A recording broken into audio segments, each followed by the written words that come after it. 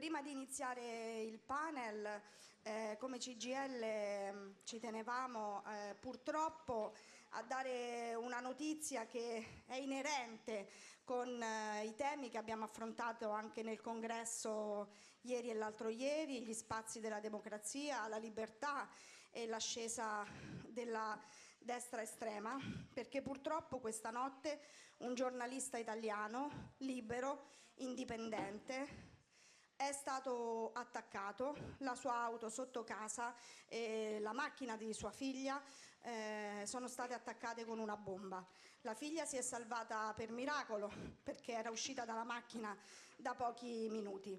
Questo giornalista si chiama Sigfrido Ranucci e noi qui come APIQA e CGIL sosteniamo completamente questa persona e questo giornalista.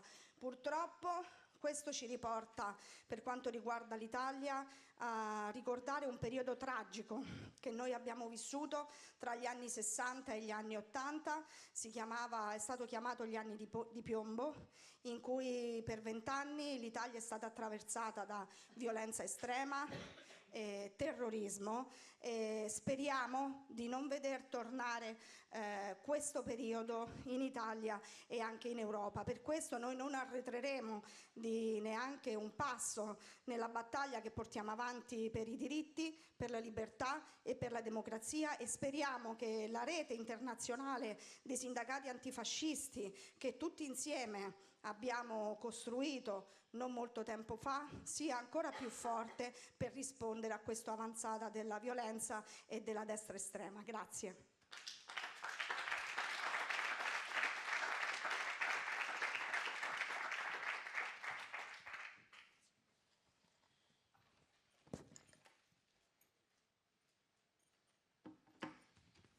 And now, dear colleagues, I'm honored to moderate this panel we have today. Is the last panel of our Congress and conference. I'd like to start remembering what yesterday afternoon we told about equality and equality policies and about the difficulties that there are in many European countries on gender policies and on the application also of the Pay Transparency Directive. I'd like to build on what Agnieszka said before, the need of an integrated and strategic approach that we have to build all together. And so today we will talk about equality policy in Europe, not only about gender conditions in the workplace, because when we talk about this, in reality we are talking about democracy, about the social model that defines what Europe stands for. Equality was once the very heart of the European agenda, a central priority of the 2019-2024 mandate. But as we enter a new institutional cycle, has now been put on the background, and we see a worrying regression on this. The absence of a dedicated commissioner, the slowdown of binding initiatives. So across Europe, we are witnessing attempts to reverse decades of progress on gender equality, on social protection, on social rights. And what is being contested is not just policy, in our opinion, is the very idea that equality and freedom are interdependent. So, for us as trade union, this is not abstract. And this is the reason why we want only to bring this discussion here with these four voices. We are waiting for Sirpa, who is coming some late with the flight, but she will join us. So four voices with different perspectives, political, institutional, social, but with a common goal, in our opinion, to understand how to defend, but also how to advance equality in Europe. Looking behind gender pay gap and the approved also Pay Transparency Directive, we see also this morning about this roadmap, we need to investigate which are the key areas that we want to focus on.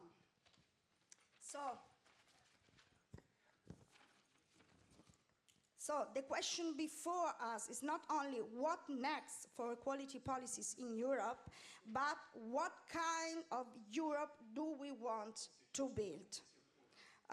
So I'm honored to present the voices here, the speakers, the excellent speakers, Kathleen Funchion, from member of the European Parliament for the left, Isabelle Schömann, Deputy General Secretary of the ETUC, and Mary Collins, General Secretary of the European Women's Lobby. And we are waiting, so as I said, for Sirpa Pietikäinen, who is also member of the European Parliament for the EPP.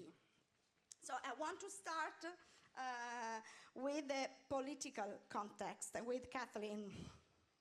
Kathleen, so you are a member of the European Parliament from the left, so you have been vocal about also the far-right movement and their rise, and also its threat. So how does, in your opinion, does the far-right and neo-conservative relate to the struggles for gender policies? So could you give us also some examples, some ugly examples, I think, where we see eradication of existing rights? Yeah, thanks very much.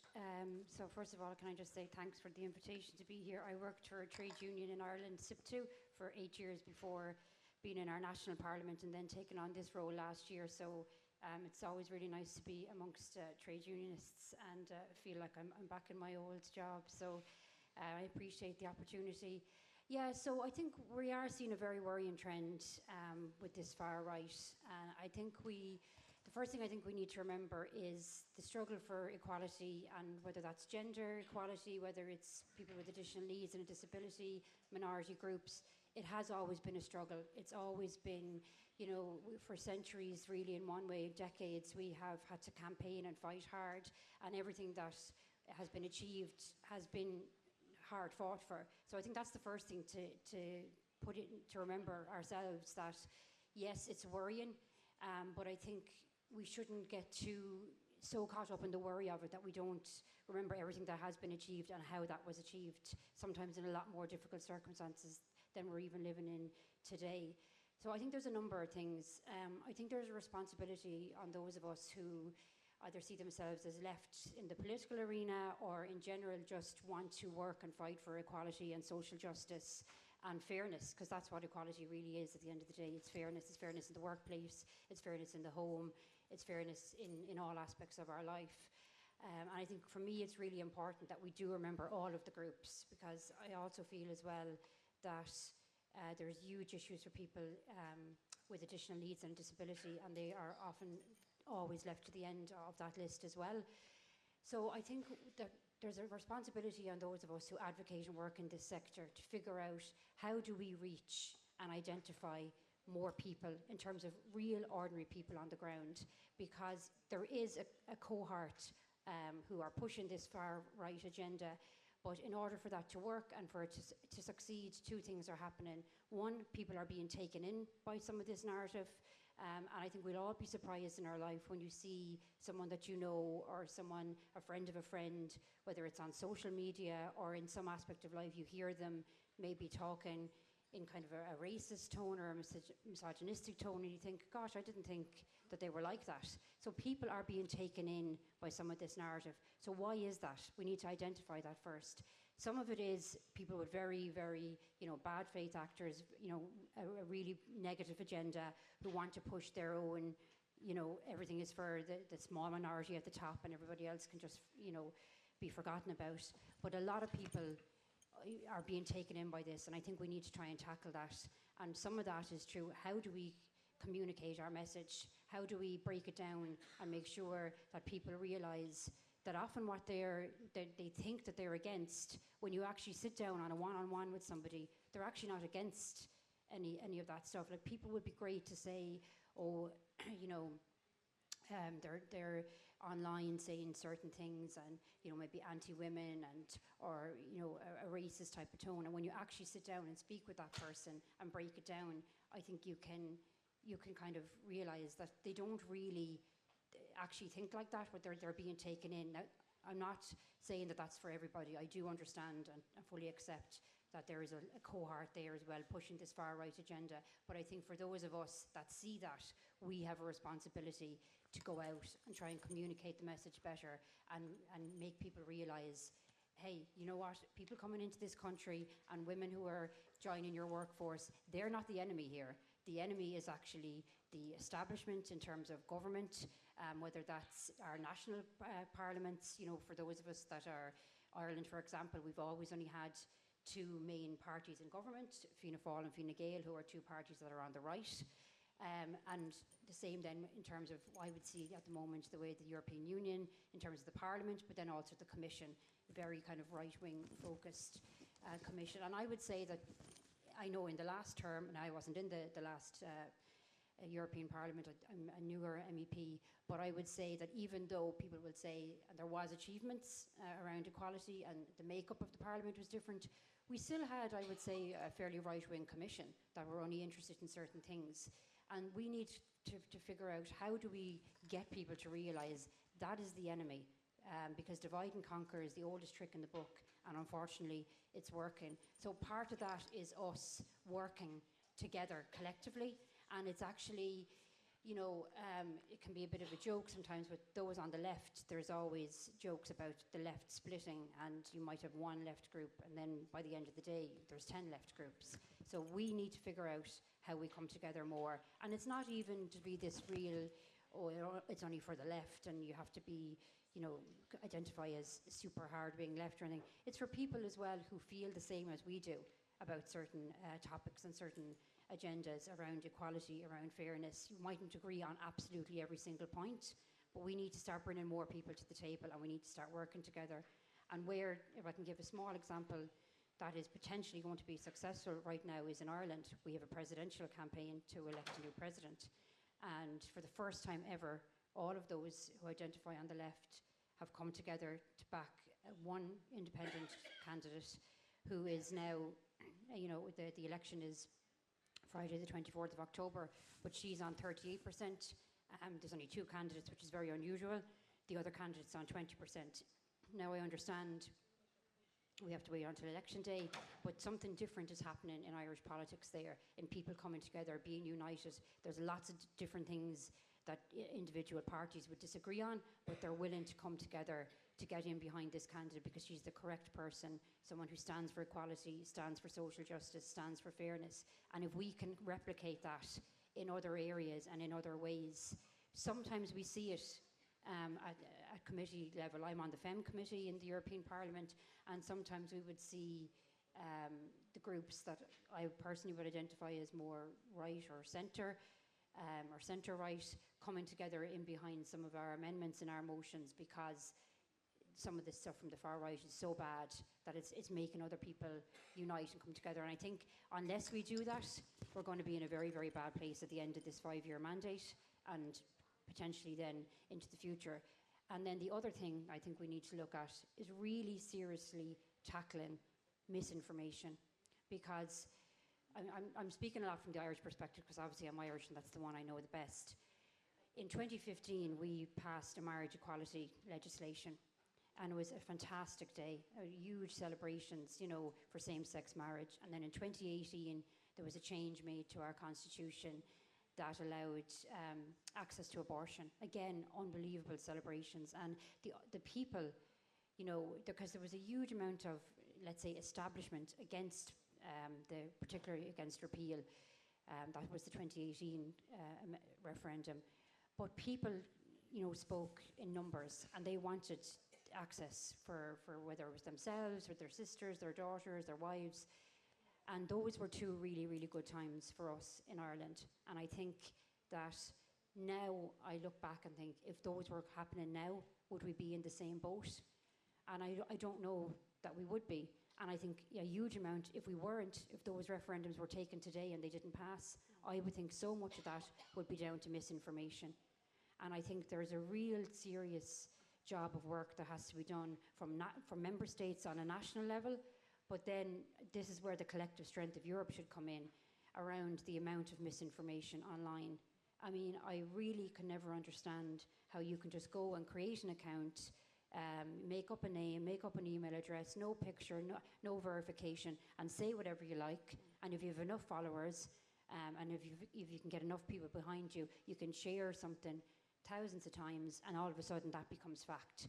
And even then afterwards, when people are saying, no, that information was totally incorrect, we're seeing it a lot now where people are showing pictures or videos of protests, and then saying, oh, this was maybe a protest around people not wanting others from other countries coming into their country, and that wasn't the case at all then. The picture was from something from years ago or from a totally different event. So we need to figure out how to tackle that, and there's huge power in those social media companies. They're making huge money, huge profits, and I know AI and all of that plays a role in it too, but we need to do, and I think there can be far stricter legislation on that, and it's not to limit anyone's ability to say what they want. You can say what you want once it's factual and once you're willing to stand over that, and that's, I think we need to see a lot more. And just in terms of the part of your question about where we're potentially seeing rollbacks, I suppose from the FEM committee point of view, in the last mandate, there was negotiations about consent and, the definition of consent and the definition of rape and stuff. I would be afraid that on items like that we might be seeing rollbacks. I think then in terms of, it's maybe not always seen as an equality issue, but it is an equality issue. We're seeing, I think, rollbacks on the climate agenda, big time. It seems to be like that's been totally forgotten about now, as if we don't have to worry about it. And in general, I would say there has been a huge, huge change in how the Parliament is conducting their business, in terms of everything seems to be about security and defence. And there is no end of money if you want money for security and defence and weapons. And yet when we talk about, well, the social things, which that's what Europe was created. Europe was created as a peace project, people coming together, to work. And I would say, always say, particularly as a woman from Ireland, we benefited hugely from gender equality legislation, and a lot of our workers' rights legislation originated in Europe. So we don't want to see a rollback on those measures. We also don't want to see, like, sometimes it mightn't even be about a rollback, about an actual change in a particular law or legislation, but it's about those items not being on the agenda anymore. That's just as damaging. And we see so much around defence, and Ursula von der Leyen and her 800 billion rearm. Can you imagine we start talking about that for things for maybe people working in the care sector, to try and change terms and conditions for that, people with a disability, trying to help and ensure that they can access employment, for housing, a huge crisis all throughout Europe. We'd be laughed at. We'd be told there's no way Europe can't afford it. But when it comes to security and defence, the money just seems to be able to be there. So that's one of the big changes, and people mightn't straight away say, well, what's equality? But you can be guaranteed, when they start taking money from things for security and defence, they're going to be taking it from the most vulnerable. And if there is this drive towards that, it is always the most vulnerable in countries, and women are always at the top of that list that will pay the heaviest and the biggest price. Thank you, Kathleen. Thank you so much. I think she put on the table many issues and challenges also for the people and for stakeholders of the trade union movement. So, Isabelle, Kathleen talked about social justice, talked about minorities, differences, and what happens in real life for people. So, moving from politics to workplaces, from the ETUC perspective, how we see what happens in policy quickly, a lot of time reaches the world of work. How is this pushback, in your opinion, visible in workplaces, and how affects also workers' rights? What are the main challenges that we have also to face about this? Merci, je vais parler en français. J'ai encore utilisé cette chance que j'ai aujourd'hui. Merci pour cette question. Merci aussi pour mettre en avant non seulement la transparence des salaires. Je pense qu'on y a passé beaucoup de temps, mais trop peu de temps en fait, pour résoudre la situation rapidement. On y travaille énormément, et encore la CES était dans un workshop de mise en œuvre de la directive avec la Commission, avec les États membres, avec les employeurs. Et c'est certainement la plus grande force, la plus grande résistance à laquelle on doit faire face, ce sont les employeurs. Les employeurs qui essayent de décourager leurs membres au niveau des entreprises, au niveau sectorial, au niveau aussi national. Les employeurs qui n'ont pas de problème à mettre beaucoup d'énergie et d'argent à communiquer directement avec les ministères dans chaque État membre. Maintenant, ils font leur tournée des États membres dans chaque ministère pour mettre en œuvre ou ne pas mettre en œuvre la directive sur la transparence des salaires. Et c'est ce que nous avons mis en exergue avec une intervention assez claire à ce dernier workshop, puisque nous avions les États membres dans la salle, nous avions les employeurs, la Commission. Et nous avons aussi demandé un rendez-vous au commissaire Labib, qui est la commissaire en charge d'abord, malheureusement, de l'état de préparation et de gestion des crises, et après de l'égalité. Il nous a fallu 3 lettres, sans aucune réponse, avant de mettre la commissaire devant ses responsabilités. La commissaire nous a invités à signer cette fameuse roadmap, qui a été signée hier, sous condition par la CES.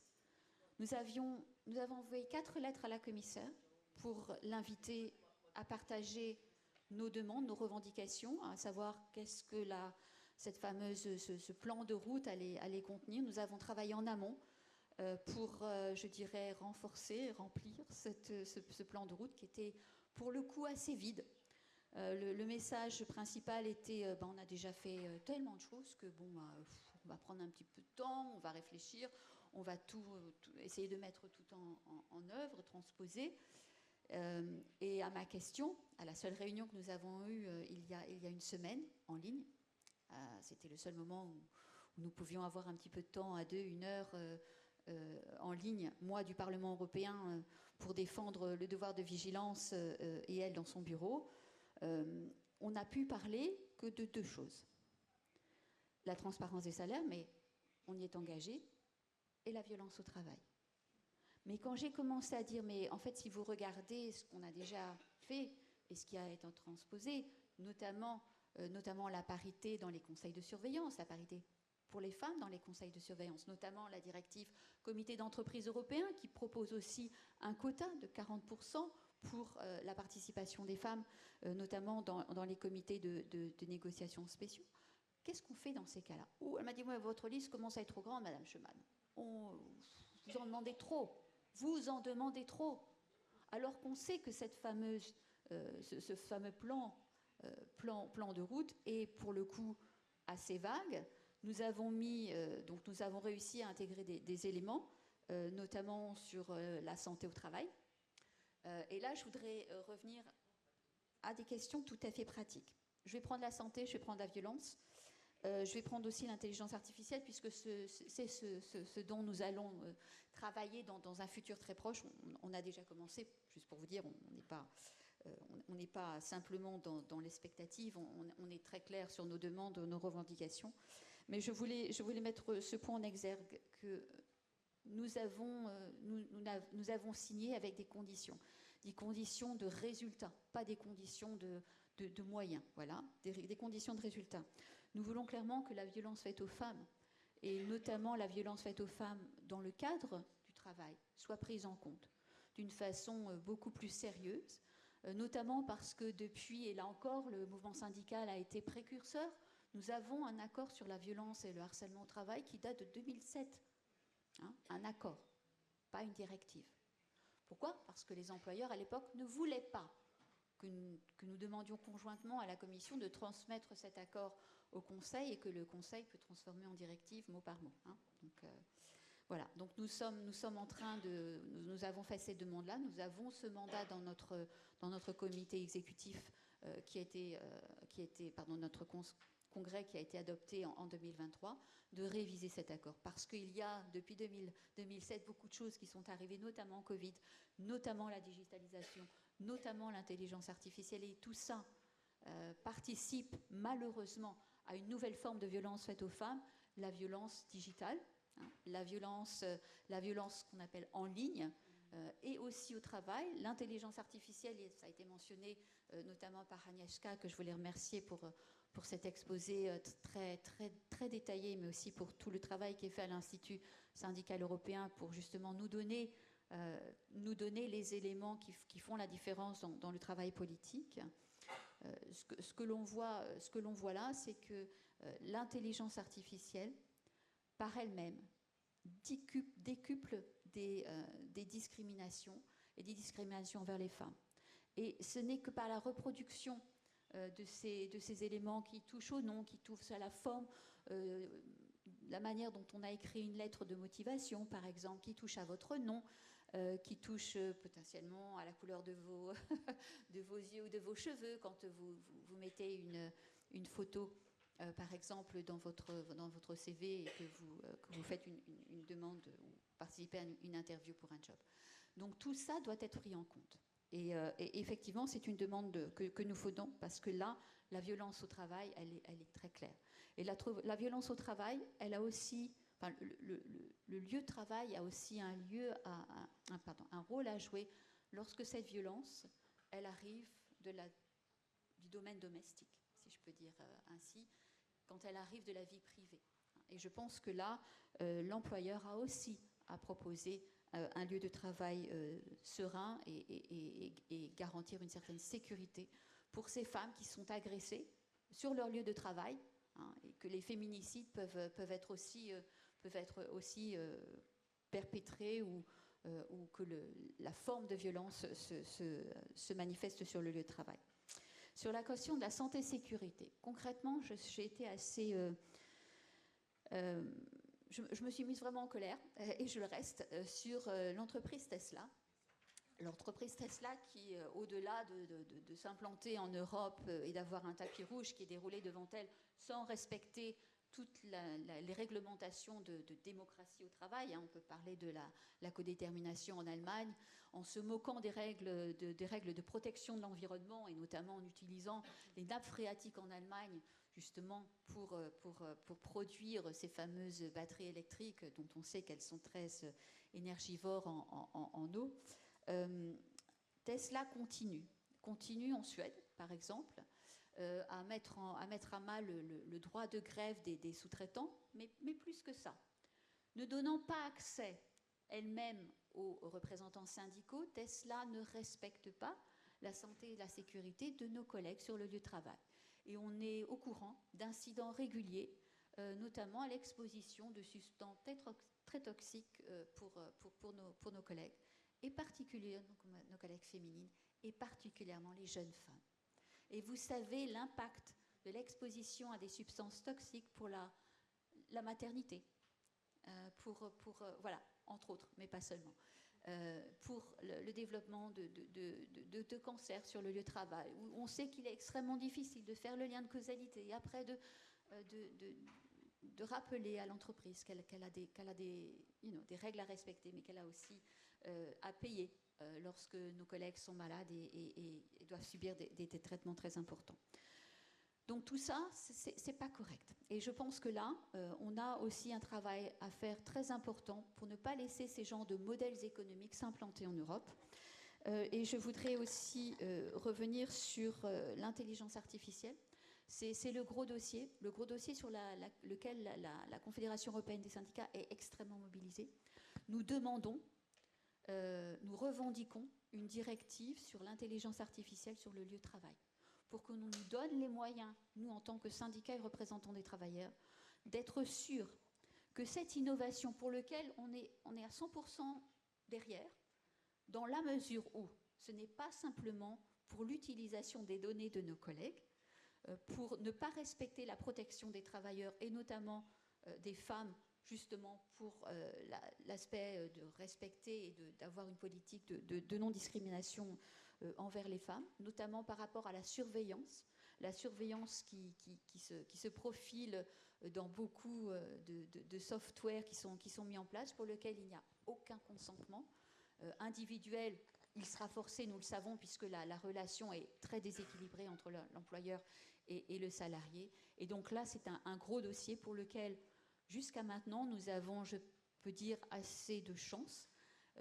là aussi, comme pour les comités d'entreprise européens, le dossier est dans les mains du Parti conservateur, mais le rapporteur nous propose une directive.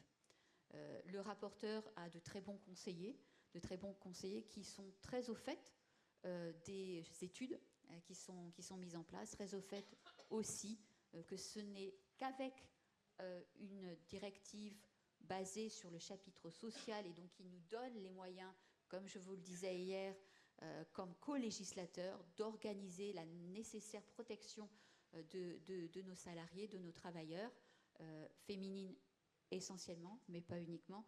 Et donc ça aussi, c'est un gros sujet qui nous occupe ensemble avec Eurocadre. Et là, je voudrais encore remercier Eurocadre pour cet engagement qui est essentiel. Il faut que l'on soit tous au courant, et les managers essentiellement aussi, puisque c'est eux qui sont le relais entre la mise en place de ces règles et la protection des travailleurs. Thank you so much.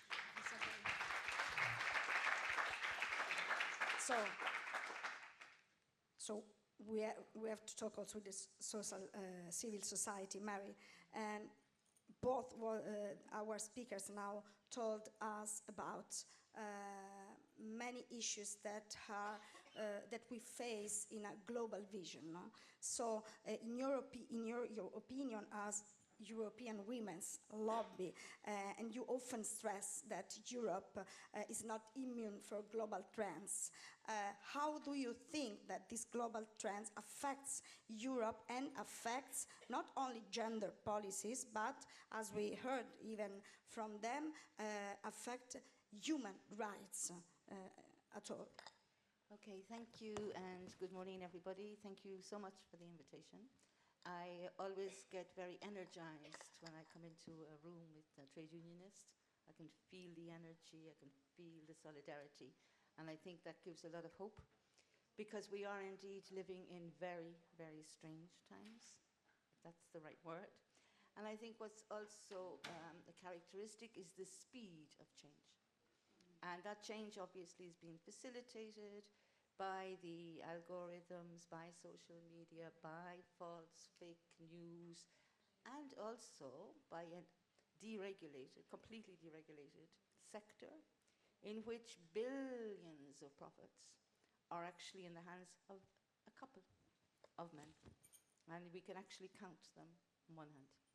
So I think that's the reality that we're facing, and it really is something that we have to absolutely address head on, because this is not the type of socioeconomic model that we want. It's not part of a feminist vision, and it certainly is not good for anybody in society. I think we are seeing we could call it maybe the good, the bad, and the ugly, but I think for the moment we can really see the ugly aspects of this deregulated social media, which has the power to do lots of things.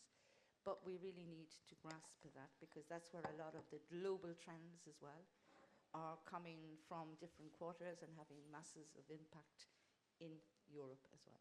But I just want to say that in the throes of the storm, we can sometimes feel, oof, you know, it's heavy, it's overwhelming, and it's fast, and we have to keep up to speed with it and understand it, and really try to make sense of it all.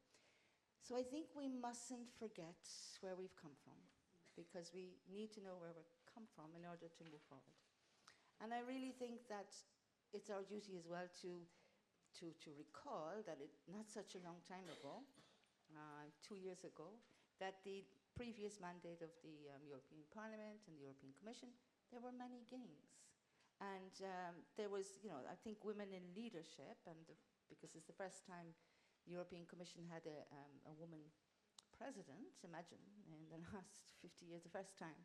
But I think she did really manage to do some very good, I would say, leadership in terms of gender equality, and particularly in relation to women's rights and to the social agenda as well. And they are obviously completely together, because that's part of the problem as well. We must see everything in a holistic way. But I just want to remind, for example, the first ever European directive on combating violence against women and domestic violence.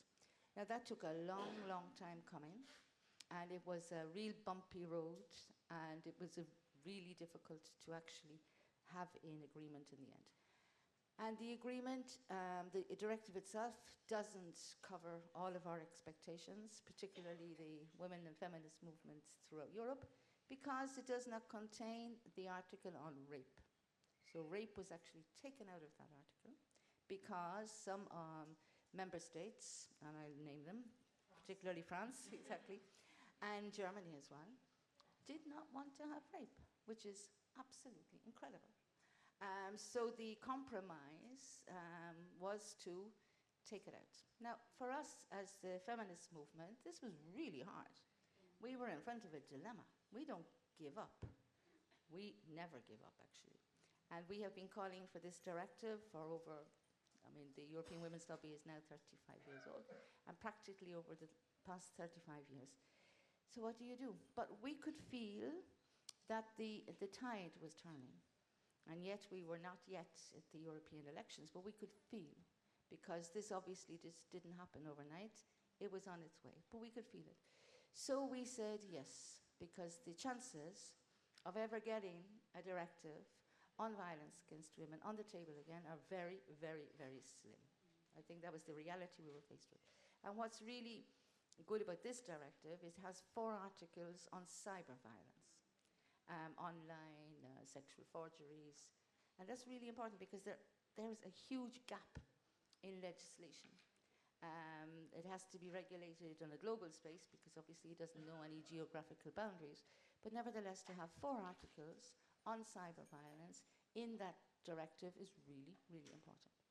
So that's why it was hard for us to say, okay, we go with it and we accept it because we knew that this was the last chance.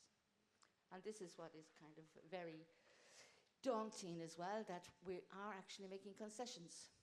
So this is what backlash does to you.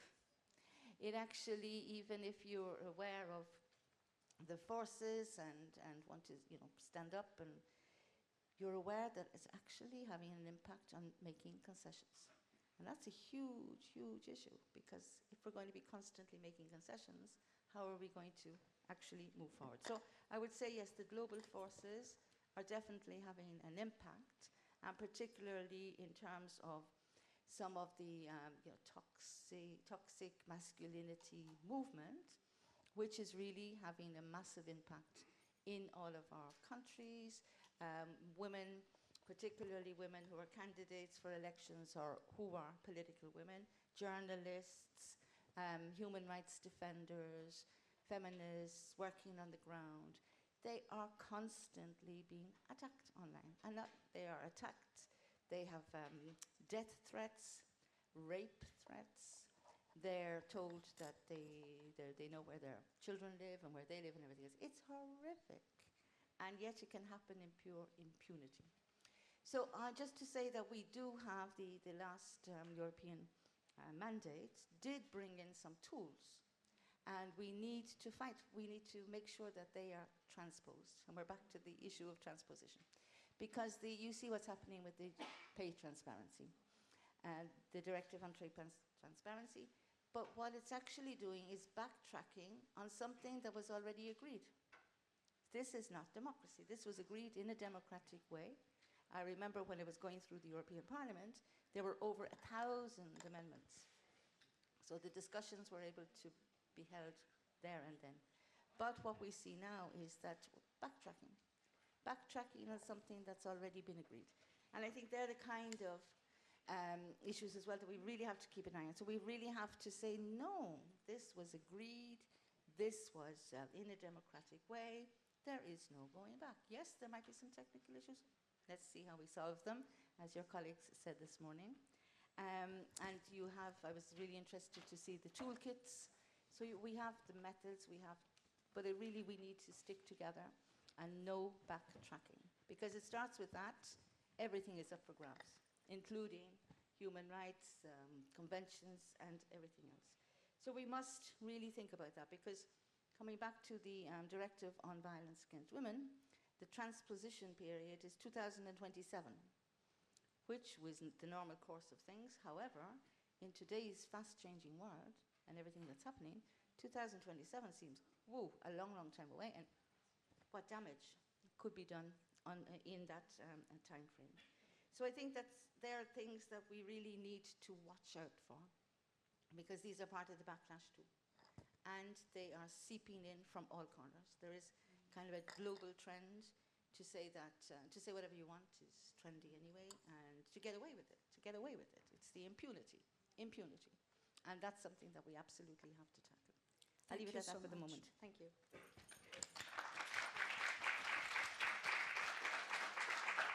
And I welcome Sirpa also, who joined us. And so we are talking about the threats that we have on gender policy, not only in Europe, in European Union, but in a global vision, and all those threats that affect gender policy and human rights also, such as artificial intelligence, the issue of violence, social justice. And so we want to ask you, as someone with a long experience also in the EU politics, and you had also a voice, a strong voice, in the EPP for equality. So what do you think is the crucial point of the progression in gender rights? So how we can also face this, we can call it a mainstream of the conservative politics, which are also, in a certain sense, capturing also what before were liberal groups. Thank you. And first of all, sorry for being so late, but you know, metro not running and the Paris Italian, and traffic so and I know very well everything. So this is what it is when services fail. But I heard very quickly that you've been sort of discussing already the winds that are blowing now. So I'll continue from there. I don't need to explain you where we stand. And then actually my first advice is that we would need to regroup ourselves. We would need to get women together. EU is the girl's best friend. Legislation, social area, and all that, and this legislation. And we would need to create noise. As much as I hate it, if I compare the parliament in this mandate and the previous mandate, it is totally different world. And it is on my party, EPP, but it's all across. And those ones who shout this loudest, and this is quite physical in the plenary hall, but it is via email. I quite often get thousands of emails telling deregulate, EU is bad, the woke is crazy, stuff like that. Then a couple of days I get very nice polite letter from Global Compact.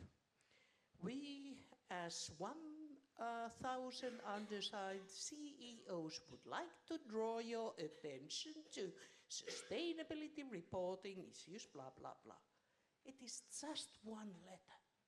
But imagine if 1,000 CEOs would have sent an email to Manfred Weber's and all MEPs telling, if you do this, you are going to destroy our economy. And I don't like this kind of a voice-making, bullying politics. But the question is, are we going to be just polite doormats and ask, please do not wipe your feet on me? Or are we going to create that kind of a systematic resistance? Well, we don't need to bully and shout, but we need to be present on emails, on calls, on asking to meet Manfred Webers and others. Don't be afraid, he won't meet you anyway, but it is the sign that we are not giving up. And second advice would be that I found very important, that we do not just resist and defend, but we demand. Because it's this compromise in policies. You say, please don't cut so much. Okay, I just cut your left leg. Now you're happy. we need to demand the world, to set our ambition level high. And there shortly, it is the NGO community that is under high pressure, all this, the Heritage Foundation Project 25, it's not just a coincidence that it happens in all of our member states and in European Parliament. It is trade unions, you probably noted what kind of a pressure there is. It is about trade, pay transparency directive that is under pressure now, that it should be abolished or delayed. It is about, you probably discussed, I heard about the rape and women's rights and violence. It is about care deal or care strategy, and it is about women's rights in general, and I could go along, but I guess you know the points, what we should be demanding to go to the next steps, not only to safeguard. And then there's a lot of details, we might have a time to go on those or not, but this is how I analyze the situation. Thank you. And so all your intervention already put on the table some challenges on what we can actually do, concrete do to rebuild progress. Sirpa, at the end of this intervention, I wrote, we have not only to defend, but to advance, what we were saying even before. So I think we have time for a short second round, 5 minutes each, but I'd like to give you again the word. And so starting again, as before, from Kathleen. So in this situation, how do you see the interconnection between the austerity, the also far-right movement, and citizens? So, in other words, how we can also make these connections in a certain sense clear to the voters, to the citizens? How can we make them comprehend that there is an interconnection between economic and gender equality, and that this affects also the quality of the daily life, such as for democracy, for example? Yeah, that's a really excellent question. And I just want to briefly say as well, I'm really glad that it was mentioned about the fact that there isn't a dedicated EU Commissioner for Equality, because when we're talking about examples of how we're regressing, there's the very first and most obvious example. And even as Isabelle said, how long it took for them to get a meeting for 1 hour on Zoom. I mean, how committed is somebody to that cause? Sorry, that's a bit of an aside, I just wanted to mention it. But yeah, so I mean, we know in times of austerity, and I would argue that there's, people from an Irish perspective think of austerity, they think of the banking crisis 2008, but there was many people living in austerity long before that, who continue to live in very, very difficult circumstances. The vast majority of them are women. And again, a huge amount of people in that situation are people who are parenting alone in their household. So we know that I think it's around 45-46% of single parent households in Ireland, for example, are living in deprivation.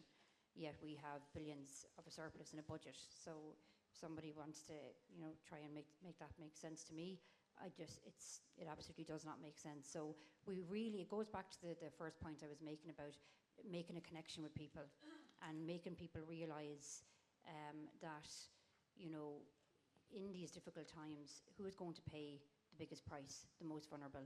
That's women, that's children as well, and children very rarely get spoken about in any forum. It was actually one of the most frustrating things, and continues to be for me, coming from our national parliament, where we had a dedicated children's committee. I was the chair of that for a long time. And now there's nothing like that in the European Parliament, and there's a lot of lip service. And if you're paying lip service to children, if you're not starting at the very start and ensuring that there's equality right there, particularly for girls, well then this is a cycle that's going to continue.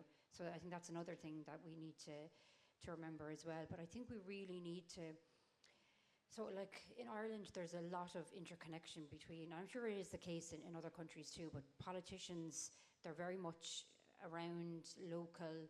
I'm still home at least every single week for the most part, and you're meeting and interacting with people, and people are coming in and out of your offices, and it's trying to make people identify and see that, you know, it's not by accident that it is like disability payments that get cut, or single parent payments that get cut. Or, you know, there was this big talk. We had a general election last year. It's nearly coming up on a year ago. So in the general election, there was a lot of talk about making the early years and childcare €10 a day. It would be €200 a month. This would be a game changer for a lot of women. It would also be very helpful to women who are in single parent households and women trying to exit domestic violence, that you would have access to affordable childcare. It's one of the big barriers for people trying to exit. There's lots of reasons, and lots of difficulties for people exiting domestic violence, but we do know that that's one of them. Then we had our budget just 2 weeks ago, or last week I think, and all of a sudden that's gone now. So, you know, it comes back to this. People really feel very disenfranchised because they feel no matter who they vote in, it's going to be the same thing. There's all these election promises and then nothing changes. That's why it's so important that, first of all, I think politicians need to be solution focused. I think we need to be saying where we see that we can make the differences and what those differences are. Now, a lot of that policy is obviously going to come from at the national level, from member states, and then we need to ensure that that's implemented. And I suppose I would argue that from our point of view, we've never had the opportunity we've always only had one and two parties passing power back between them in Ireland since the foundation of the state. Now they've brought in at times independents, and they've brought in a smaller party that would maybe be a little bit more left or a bit more centrist. But until we actually make those changes and get people to realise, and I suppose it's about giving hope back to people too, because a huge amount of people will say that they feel so hopeless about the situation. They associate it always, I suppose, I find it kind of interesting and frustrating when people say something like, oh, politics, I have no interest in politics, right? Politics affects all parts of your life. You know, if you are waiting for a hospital appointment and it's cut in services, that's politics. If there's not enough public transport, that's politics. They're all political decisions. People aren't making that connection, and there's an onus on us involved in politics to ensure that they are making that connection, and to ensure then that those are the services that are funded. And I think it's going to be it will take a lot, like, you know, but I think we all really have to actually get out and start those conversations. I mean, you're not going to be able to have individual conversations with everyone in Europe, but as much as possible, smaller groups, because when you get large groups together, there unfortunately can be, you know, people will follow what one or two other people are saying, or sometimes communications get lost. But there's nothing like sitting down and making people realise how politics affects their lives, how they vote then affects their lives, and who they're voting for. You could have the nicest person in the world, but if they're in a party that has consistently voted to cut your lone parent or disability, they're not representing you adequately. So it's about kind of that communication piece, and it is getting a lot more difficult, I feel, because we see so much misinformation, but I still think we have to keep going with that. Thank you, thank you.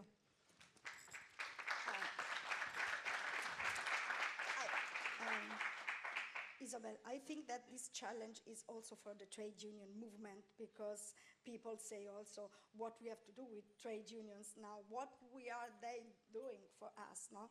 So, and you said also, Kathleen said there is so little space for social dialogue, also with the Commission now, no?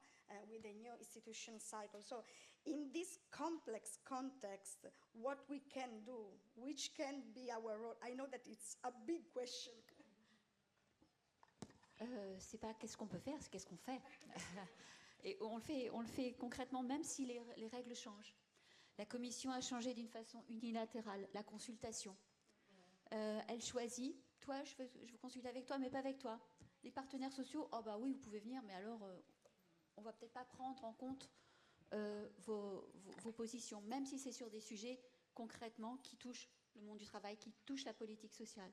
On voit aussi, par exemple, dans le Parlement européen, qu'on change les gens juste pour avoir la majorité. même si ce n'est pas les gens qui ont été mis en place pour prendre les décisions dans certains comités. Je pense qu'il y a un déni de la démocratie, que ce soit dans les parlements nationaux, que ce soit dans le Parlement européen, que ce soit au niveau des règles que la Commission met en place, notamment pour mettre en place ou pour déconstruire les règles. Parce que ce que l'on voit maintenant, c'est inédit. C'est-à-dire que la Commission, et je prends le premier omnibus, puisque c'est le seul qu'on a pour l'instant, oui, mais comment on accepte, en tant que parlementaire, de voter un texte d'urgence quand il n'y a pas urgence? Comment on a moralement la possibilité de dire, en plus de ça, on stop the clock, c'est-à-dire qu'on arrête de mettre en œuvre la transposition d'une directive qui a été adoptée démocratiquement, quand on n'a aucun élément pour dire que cette directive sur le devoir de vigilance est un coût disproportionné pour les entreprises, mais pas un coût disproportionné pour les travailleurs dont on viole les droits, jusqu'à avoir des Rana Plaza où les gens meurent sur le lieu de travail. Comment on peut accepter ce déni de démocratie? Comment on peut accepter un changement unilatéral des règles? Et la Commission a commencé, puisque c'est elle qui a mis sur la table un texte qui a démoli totalement, qui a vidé de sens le texte sur la démocratie, sur la responsabilité, pardon, le devoir de vigilance. Voilà. Donc là, je pense qu'il y a une réflexion sur les règles. Et ce n'est pas parce que la Commission change ses règles de consultation que nous ne revendiquons pas nos demandes concrètement claires sur les domaines sociaux. C'est nous, et nous seuls, les partenaires sociaux, la partie patronale comme la partie syndicale, à être consultés. Et ce n'est pas à l'ensemble de la société à devoir avoir la même voix que nous, même si leur voix est intéressante, même si elle devrait être prise en compte, et elle l'est, mais pas au même niveau. Et je vais vous donner un exemple que je vis tous les jours extrêmement mal en ce moment, c'est sur le reporting des entreprises. Donc vous savez que sur le reporting des entreprises, qui est dans ce lot sur le devoir de vigilance qui est en train d'être démoli, carrément, on est en train de mettre en place ce qu'on appelle un acte délégué. Cet acte qui est délégué à quelqu'un d'autre que la Commission et le Parlement, on met en place sur quoi faire le reporting des entreprises, sur le devoir de vigilance. Eh bien, je suis obligée de me battre pour qu'on ait un reporting sur le salaire minimum. Je suis obligée de me battre pour qu'on ait un reporting sur la transparence des salaires, parce que ce n'est pas important pour les entreprises. Parce que même si ce sont des données qu'elles ont, elles ne veulent pas les mettre sur la table parce qu'elles doivent faire un effort supplémentaire, lequel, en termes de coûts, par rapport aux coûts que les femmes doivent supporter, notamment dans toutes les entreprises, mais aussi dans la sous-traitance et dans les chaînes de valeur, entre un salaire qui est de moins 20% en Europe par rapport à celui d'un homme et qui peut être de 30% de différence quand cette personne va en retraite. Je ne comprends pas pourquoi je dois me battre pour avoir simplement le reporting sur le nombre de morts au lieu de travail et non pas le nombre d'accidents et les conséquences et qu'est-ce qui a été fait pour éviter ces accidents sur le travail. Voilà où on en est. Et ça, on est en train de mener l'Union européenne en dessous des standards internationaux de reporting. Donc ça n'a plus aucun sens. Et pourquoi ça n'a plus aucun sens? Parce que depuis le 1er octobre, ce qui devait être de la simplification devient de la déréglementation. Et c'est exactement ce que Ursula von der Leyen a dit, première femme, on était contents à l'époque, hein, première femme présidente de la Commission européenne. Je crois qu'on doit vraiment se poser des questions. Elle a eu nos voix, elle a eu les voix du mouvement syndical pour avoir un deuxième mandat, mais on n'a pas voté pour ça. On ne lui a pas donné notre soutien pour ça, hein, clairement. Et donc là, ce à quoi on s'expose, et là je voudrais simplement reprendre quelqu'un qui avait une très grande clairvoyance sur le rôle et les droits des femmes et le rôle des femmes dans la société. C'était Simone de Beauvoir qui a dit « N'oubliez jamais qu'il suffira d'une crise politique, économique ou religieuse. » Je pense que l'économique, on l'a déjà eu avec le Covid. Où sont les droits des femmes dans les hôpitaux? La plupart des femmes qui travaillaient en première ligne dans les hôpitaux, où a été la revalorisation de leur travail? Depuis le Covid, 0. Et je pourrais vous énumérer nombre de secteurs dans ce domaine-là. Crise politique, ça ne vous parle pas? Ça ne vous parle pas aujourd'hui, la crise politique au niveau national, voire au niveau européen? Je répète, n'oubliez jamais qu'il suffira d'une crise politique, économiques ou religieuses pour que le droit des femmes soit remis en question. On est exactement là, et la seule force de résistance, elle est effectivement dans les parlements qui arrivent encore à fonctionner ensemble. Est-ce qu'on arrive vraiment à fonctionner ensemble? Question. Et les syndicats, parce que les syndicats, c'est la seule voie qui marche très fort au niveau national, sectoriel, au niveau des entreprises, au niveau européen, la seule voie qui donne notamment la résistance, la défense, mais aussi qui donne des perspectives positives. Et là, lesquelles sont-elles? Elles sont justement la protection des travailleurs, le renforcement des droits des femmes sur le lieu de travail, la lutte contre la violence faite aux femmes sur le lieu de travail, qui semble quelque chose qui, comme la différence des salaires, est-ce que c'est vraiment important? Je pense qu'il faut vraiment se poser ces questions et voir que les seuls qui sont aux côtés des femmes, avec les femmes, sur le lieu de travail, c'est nous.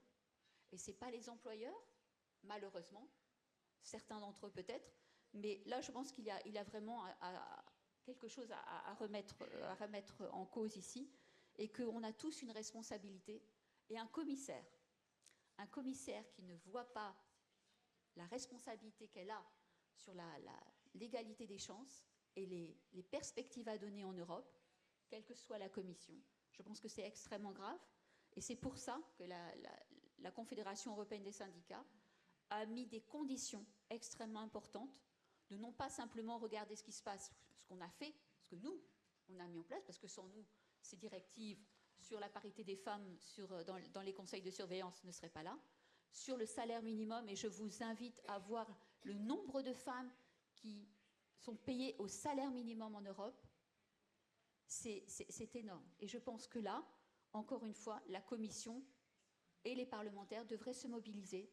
Où se sont-ils mobilisés quand le Danemark a fait un recours devant la Cour de justice pour annuler la directive sur le salaire minimum? Où étions-nous tous ensemble? La seule contre-conclusion que j'ai vue par rapport à la conclusion de l'avocat général Emiliou, qui lui carrément dit on n'a pas besoin de directive parce qu'en fait les salaires, c'est la manière de faire du dumping social et d'avoir un ajustement économique et concurrentiel sur le marché. Les seules conclusions contre ces conclusions d'un avocat général, elles sont venues du mouvement syndical. J'en ai pas vu d'autres.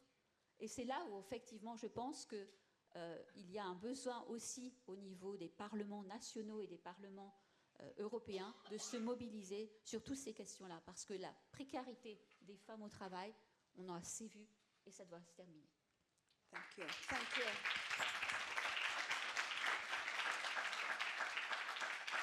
I think we have 4 brilliant voices here, and Mary, so you received many inputs, I think, because all of you talked about the role of the Commission, and also you said about it before, and all of us and all of you are telling that we are in a defensive role at the moment. But, and we talked about the legislation and the role of legislation, European legislation also. But you think that this could be sufficient, so a binding legislation, because there is, I think, also a cultural trend that we have to face on. What do you think about this?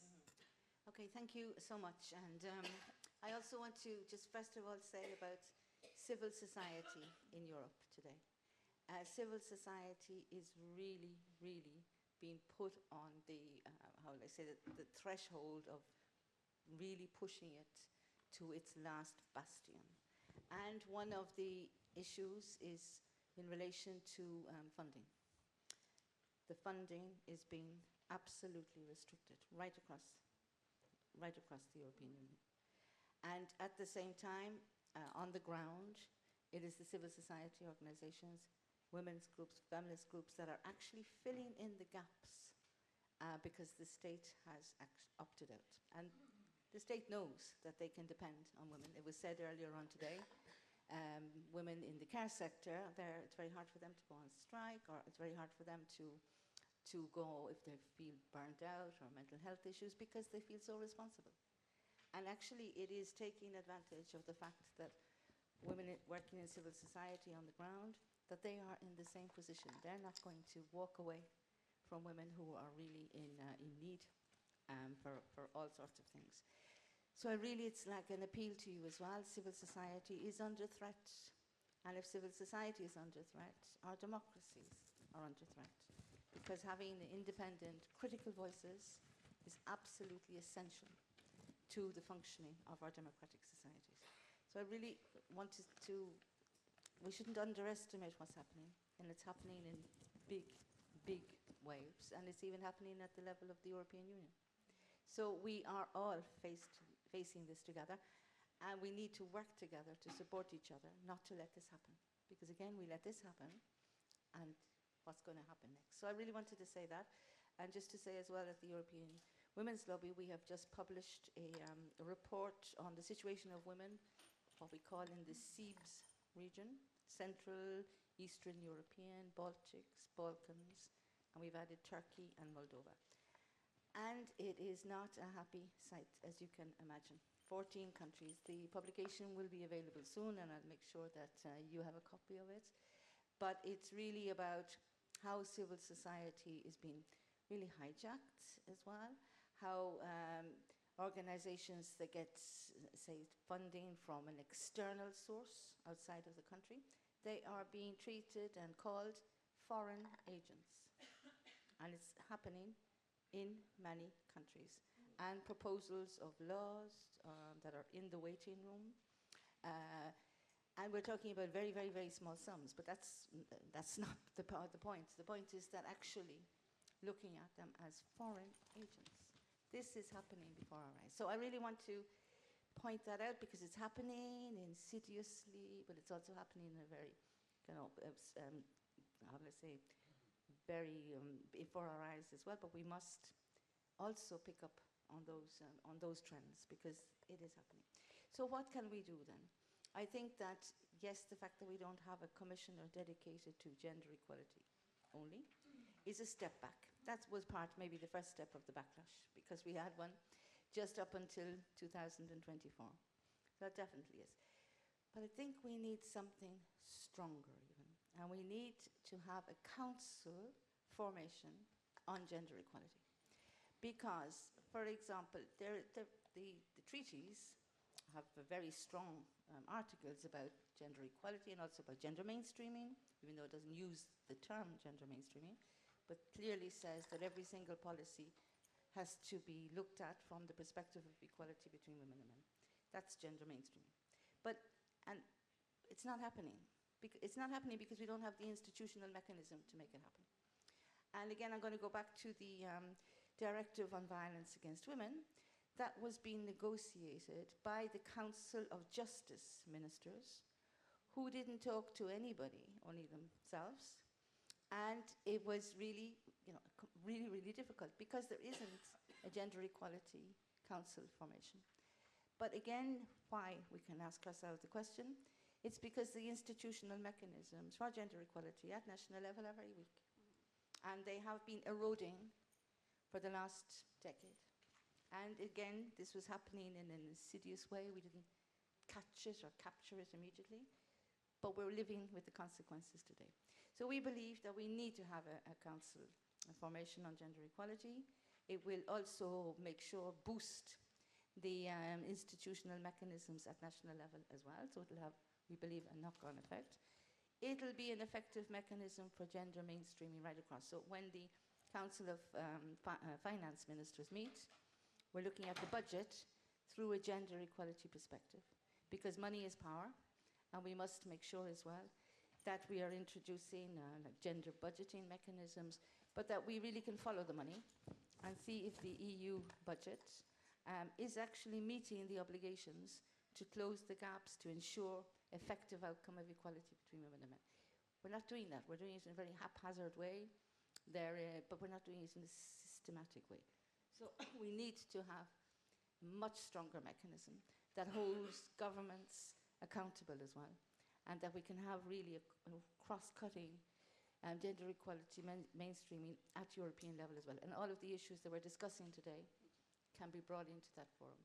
And just to say that, and we've nothing against sports and everything else, but when you look at the treaties, there's a very limited role for sports in the treaty itself. Yet, there is a council formation on sport, which is fine, huh? But how can we justify that that's there and not gender equality, which is cross-cutting and really a core issue to all of our lives and having an impact not only on our generation, but also on future generations as well. Thank Thank you. you. Thank you. So, last round. Closing the panel with turning back on the political vision. No? You all, I think this is the most important message we have from you and from this panel, that we have to be all together and build women, but not only women, resistance, no, to advance on equality and so on society and on democracy. So we have to rebuild also European alliance in this. So I want to ask you, what gives you hope for equality in the future in Europe today, especially, of course, for women, opportunity in society all? Well, situations and connections like this, we have different kind of political opinions and priorities, but when it comes to human rights, social responsibility, sustainability, environmental-wise, and social justice in Green Deal and transition, we agree, and there are minor differences how to do it. Okay. And the amount of these people, I think, is the majority of Europeans. The issue is just what Kathleen said. Okay, how do you contact to them? How you relate? How you combat this kind of a almost hate towards politicians and politics? Because that turns so easily, as we have seen, to populism and to the far right that make fake promises. That's first. And the political analysis is that the center must hold. This was from the beginning of the EU. So it is a bit curvy road towards the future, depending what are the power balance in European Parliament, more a bit to EPP and to right, or more to Social Democrats and so on. But the route is clear. The direction is clear. And now, first time, there's a clear majority, if you put anything right from Patriots, ECR and EPP. And this is a hellish fight inside the EPP, whether we hold the center cooperation that is responsible for our citizens. And when you mentioned don't vote for nice people, I could agree with you when we are talking about populists. But if you choose to vote left or Social Democrats or Greens, by all means do that. But the center to hold, you need sane, center-oriented, socially, environmentally oriented people on the EPP to make this cooperation. And this is under threat at the moment. So if you can't vote EPP, at least ask of your friends who could vote EPP to vote that kind of a people inside the EPP that can ensure this kind of a politics. And I think that this is very sobering truth what we are facing. And look what is happening to our politics. In Nordics, in France, all over the Europe. It's pretty horrible. And I'm not the one to blame Ursula von der Leyen and, so to say, in quotes, between these walls. No one will quote anything. But seriously, she's between the wall and paper. So yes, please push her.